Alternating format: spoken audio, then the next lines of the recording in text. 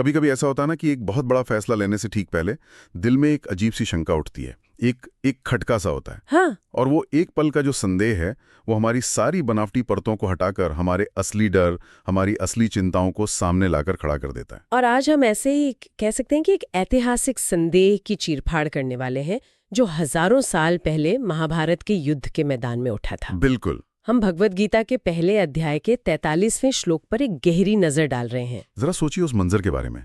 अर्जुन अपने समय के सबसे बड़े योद्धा कुरुक्षेत्र के मैदान में खड़े हैं और सामने कोई अनजान दुश्मन नहीं है, अपने ही लोग हैं। उनके अपने लोग हैं, उनके दादा, उनके गुरु, उनके भाई। और उस एक पल में जब वो अपना गांडीव उठाने ही वाले हैं, उनका हाथ कांप जाता है। लेकिन आज हम जिस डर की बात कर रहे हैं वो सिर्फ अपनी या अपनों की जान जाने का डर नहीं है।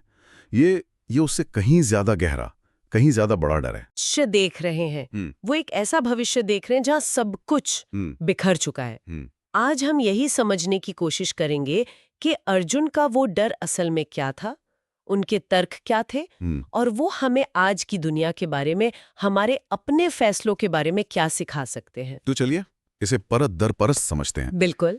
तो सबसे पहले अर्जुन की जो मुख्य चिंता है वो सीधे सीधे उनके पूर्वजों, उनके पितरों से जुड़ी है।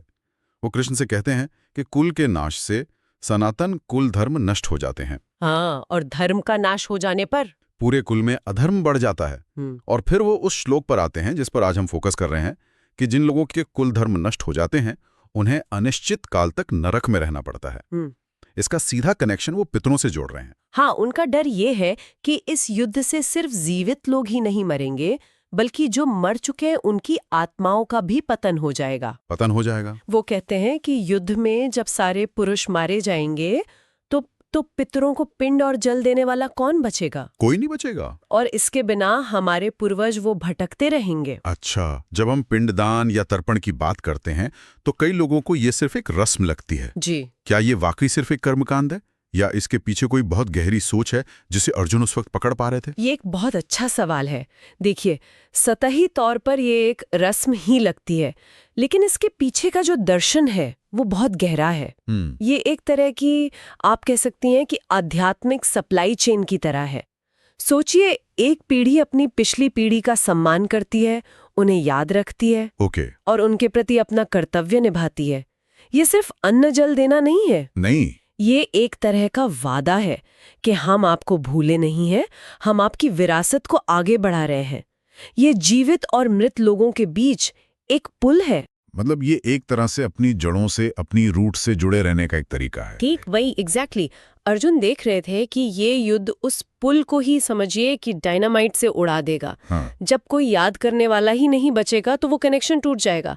और इसी टूटे हुए कनेक्शन को, इस आध्यात्मिक अकेलेपन को वो पितरों का पतन कह रहे हैं। इसमें जो दिलचस्प बात है वो ये है कि अर्जुन सिर्फ मौत के बारे में नहीं सोच रहे हैं। नहीं, बिल्कुल नहीं। वो मिट जाने के बारे में सोच रहे हैं। हाँ, स्मृतियों से, परंपराओं से, अस्तित्व की पूरी श्रृंखला से मिट जाने का डर। और यहीं से अर्जुन का जो तर्क है वो और भी बड़ा रूप ले लेता है। जी। ये सिर्फ उनके परिवार का दुख नहीं रह जाता। वो देख रहे हैं कि एक धागा खींचने से तो पूरी चादर ही उधड़ जाएगी। और उन्होंने इस उधड़ती हुई चादर का पूरा नक्शा कृष्ण के सामने रख दिया है ना। हाँ, ये एक सामाजिक डोमिनो इफेक्ट है जिसका अनुमान वो लगा रहे हैं। इसे ऐसे समझिए, जैसे आज कोई बहुत बड़ी कंपनी अचानक फैसला लेती है कि हम अपनी पूरी फैक्ट्री को ऑटोमेट कर देंगे, सब कुछ रोबोट करेंगे। ठीक है। वो शायद सिर्फ अपने मुनाफे और बैलेंस शीट को देख रहे हैं। हाँ, वो देख रहे हैं कि खर्चा बचेगा, एफिशिएंसी बढ़ेगी वगैरह वगैरह। बिल्कुल। लेकिन वो ये नहीं देख रहे कि इस एक फैसले से हजारों कर्मचारी सड़क पर आ जाएंगे। उन हजारों कर्मचारियों के परिवार अस्थिर हो जाएंगे, उनके बच्चों की पढ़ाई रुक जाएगी, उस शहर का पूरा बाजार बैठ जाएगा, छोटे छोटे दुकानदार बर्बाद हो जाएंगे। और इकोनॉमी पर असर पड़ेगा। अर्जुन यहाँ ठीक यही दूरदृष्टि दिखा रहे हैं, लेकिन सामाजिक और आध्यात्मिक स्तर पर। तो क्या है वो डोमिनोज जो अर्जुन को एक एक करके गिरते हुए दिख रहे हैं? पहला डोमिनो, जैसा हमने बात की, कुल के पुरुषों का विनाश। दूसरा, उसके कारण श्राद्ध और तर्पण जैसी परंपराओं का अंत। तीसरा डोमिनो, जो सबसे महत्वपूर्ण है, कुल धर्म का नाश। कुल धर्म मतलब वो नैतिक और सामाजिक नियम, वो परंपराएं जो एक परिवार और समाज को एक साथ बांध कर रखते हैं। तो ये वो गोंद है जो समाज को जोड़े हुए हैं। बिल्कुल। और जब ये गोंद ही खत्म हो जाएगा तो चौथा डोमिनो गिरेगा। हाँ, अधर्म का बोलबाला। जब कोई नियम नहीं, कोई परंपरा नहीं, कोई नैतिक रोक टोक नहीं, तो समाज में अराजकता फैलेगी। और यहीं से ये बात और भी दिलचस्प हो जाती है। हाँ, क्योंकि अर्जुन इससे भी आगे का सोचते हैं। वो कहते हैं कि जब अधर्म बढ़ता है तो कुल की स्त्रियां दूषित हो जाती हैं और वर्ण संकर पैदा होता है। अब देखिए, आज के संदर्भ में ये शब्द थोड़ा समस्याग्रस्त लग सकता है, लेकिन अगर हम अर्जुन के नजरिए से देखें, उनके समय के हिसाब से इसका मतलब था सामाजिक व्यवस्था का पूरी तरह से ढह जाना। एक ऐसी स्थिति जहां किसी को अपने कर्तव्य या अपनी पहचान का कोई अंदाजा ही नहीं रहेगा। ये तो बहुत ही एक भयानक भविष्य है जो वो देख रहे हैं। बहुत भयानक। वो सिर्फ युद्ध के मैदान को नहीं देख रहे, वो उसके 50 साल बाद, 100 साल बाद के समाज को देख रहे हैं। एक ऐसा समाज जिसकी नींव ही खोखली हो चुकी है। अगर हम इसे एक बड़े परिप्रेक्ष्य में देखें, तो अर्जुन का तर्क ये है कि राजपाट या सुख जैसी जीत पूरी तरह से बेमानी है। अगर उसे हासिल करने की प्रक्रिया में हम उन सभी चीजों को नष्ट कर दें जो जीवन को असल में जीने लायक बनाती हैं, जैसे कि परिवार, परंपरा, धर्म, सामाजिक स्थिरता, वो कह रहे हैं कि हम महल बनाने के लिए पूरी जमीन ही बंजर कर रहे हैं। और जब मैं इस हिस्से को पढ़ता हूं तो मुझे इसमें सिर्फ एक लॉजिक नहीं दिखता, मुझे अर्जुन का टूटा हुआ दिल महसूस होता है। सही बात है। ये कोई ठंडी सोची समझी दलील नहीं है, ये एक ऐसे इंसान की आवाज है जो अपने लोगों के लिए गहरी संवेदना और एक मोह महसूस कर रहा है। आपने बहुत सही बात पकड़ी। अक्सर अर्जुन के इस क्षण को उनकी कमजोरी या मोह कहकर छोटा कर दिया जाता है। हाँ, कह देते हैं कि वो भावुक हो गए थे। लेकिन अगर हम गहराई से देखें तो ये उनकी इंसानियत की सबसे बड़ी निशानी है। वो अपने सामने खड़े भीष्म दादा देख रहे हैं, द्रोण में गुरु देख रहे हैं। वो उन्हें सिर्फ दुश्मन के लेबल से नहीं देख पा रहे।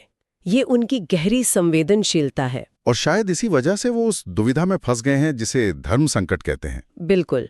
एक तरफ उनका योद्धा का धर्म, क्षत्रिय धर्म कहता है कि अन्याय के खिलाफ लड़ो, लेकिन दूसरी तरफ उनका कुल का धर्म, उनका पारिवारिक कर्तव्य कहता है कि अपने ही कुल का विनाश मत करो। हाँ, और ये एक ऐसा धर्म संकट है जो हम सब कभी ना कभी अपनी जिंदगी में महसूस करते हैं। बिल्कुल। सोचिए एक डॉक्टर के बारे में, उसका पेशेवर धर्म है मरीज की जान बचाना, चाहे उसे 24 घंटे अस्पताल में क्यों न रहना पड़े। राइट।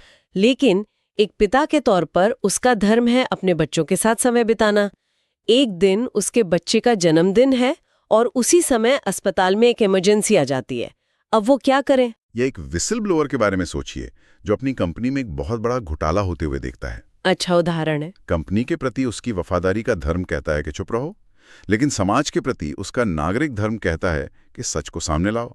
दोनों में से एक धर्म तो उसे तोड़ना ही पड़ेगा। अर्जुन का संकट ठीक यही है, बस उसका जो पैमाना है वो बहुत बड़ा है। बहुत बड़ा। वो जो भी रास्ता चुनेंगे उसमें विनाश तय है। अगर वो लड़ते हैं तो कुल का विनाश, और अगर वो नहीं लड़ते तो धर्म और न्याय का विनाश। बिल्कुल, क्योंकि वो अधर्म को जीतने दे रहे हैं। और इससे एक महत्वपूर्ण सवाल उठता है क्या? कि जब हमारे कर्तव्य ही एक दूसरे से टकराने लगे तो सही रास्ता क्या है? ये श्लोक इसी उलझन को, इसी कश्मकश को बड़ी खूबसूरती से हमारे सामने रखता है। तो इस सब का मतलब क्या है? मतलब अगर हम ये मान लें कि गीता का अंतिम सत्य तो कृष्ण का ज्ञान है, तो क्या गीता का ये पहला अध्याय सिर्फ एक तरह का गलत जवाब नहीं है जिसे हमें बस पढ़कर भूल जाना चाहिए? ये सवाल ही गीता के सार को समझने की कुंजी है। अच्छा? अर्जुन का तर्क गलत जवाब नहीं है, वो सही सवाल है।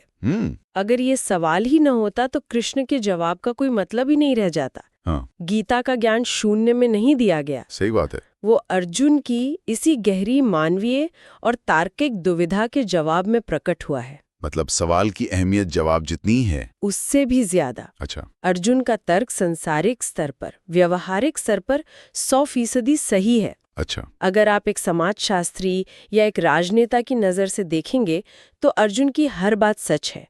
युद्ध से समाज बिखरता है, परंपराएं टूटती हैं, पीढ़ियां प्रभावित होती हैं। हाँ, ये तो होता ही है। कृष्ण इस तर्क को काटते नहीं हैं, वो बस अर्जुन को एक अलग, एक ऊंचे धरातल पर ले जाते हैं, आध्यात्मिकता के धरातल पर। वो पूरा पर्सपेक्टिव ही बदल देते हैं। बिल्कुल। कृष्ण कहते हैं कि तुम शरीर के स्तर पर, समाज के स्तर पर सोच रहे हो जो कि नश्वर है, मैं तुम्हें आत्मा के स्तर पर सोचने के लिए कह रहा हूं जो अमर है, अविनाशी है। वो कहते हैं कि तुम्हारा असली धर्म ना क्षत्रिय धर्म है, ना कुल धर्म।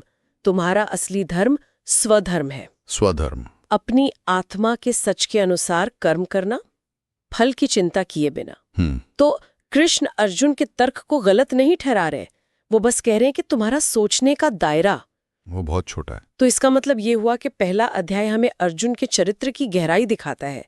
वो कोई रोबोट की तरह लड़ने वाली मशीन नहीं है। बिल्कुल नहीं। वो एक सोचने वाले, महसूस करने वाले जिम्मेदार इंसान है जो अपने हर कर्म के परिणाम के बारे में 100 पीढ़ी आगे तक सोच रहे हैं। ठीक यही बात है। ये अध्याय अर्जुन को एक नायक के रूप में स्थापित करता है।